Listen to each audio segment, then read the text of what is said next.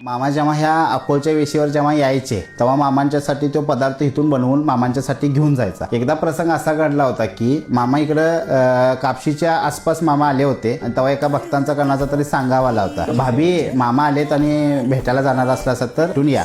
मग भाभीने काय म्हटले की आता मामा आलेत म्हटल्यावर भेटायला जायला पाहिजे। मग तेव्हा मामांना काय घेऊन जायचं म्हणून शेठजींच्या सूनबहिणीने शेठजीच्या बायकोने काय केले की घरात एक लापशीचा पदार्थ बनवला। तो पदार्थ गव्याच्या रव्यापासून तुपापासून ड्रायफ्रूटपासून बनवला जातो। तो मामांना खूप आवडायचा। मग एकदा प्रसंग काय घडला की आता मामांच्या पेक्षा 4-5 जण भक्त लोक असतील तेवढाच एक 5-6 जणांना पुरविल तेवढीच लापशी बनवली घरातून आणि तो घेऊन गेली। मग तो लापशीचा प्रसाद काय केले की मामा म्हटले की गुजरीन लापशी आणलीस तर तू सगळ्यांना वाट, नंतर मी खातो। मग ह्यांच्या डोक्यात एक वेगळा प्रश्न आला की आता सगळ्यांना वाटल्यानंतर मामांना मिळणार काय, बरोबर ना। त्यावेळेला मामानी माझ्या आजीला रागवली की गुजरीन तुझ्या डोक्यात काय चाललंय माहित आहे, जे सांगितले ते कर। मग जसं माझी आजी लापशी भक्तांना वाटाली तसं ती परत आणि तयार व्हायला लागली, जसं वाटेल तसं ती परत तयार व्हाली। जेवढे भक्त होते तेवढे सगळेजण खाऊन सुद्धा आणि जशी आहे तशी ती शिल्लक आहे। तेव्हा मामाने स्वतः प्रूफ करून दाखवलं की गुजरीन तुझ्या हातची कोण लापशी खायला त्याचं तर आयुष्य बदलत। प्रत्येक अमावस्याला इथं लापशीचा प्रसाद असतो, लांबून लांबून भक्त लोक येतात।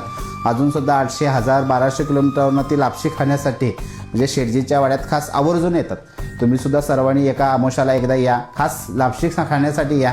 लापशीची महिमा का आहे हे खाल्ल्यावरच कळणार। ती परंपरा अजून मी सुद्धा जपून ठेवली बाळूमामाच्या नावानं चांगलं।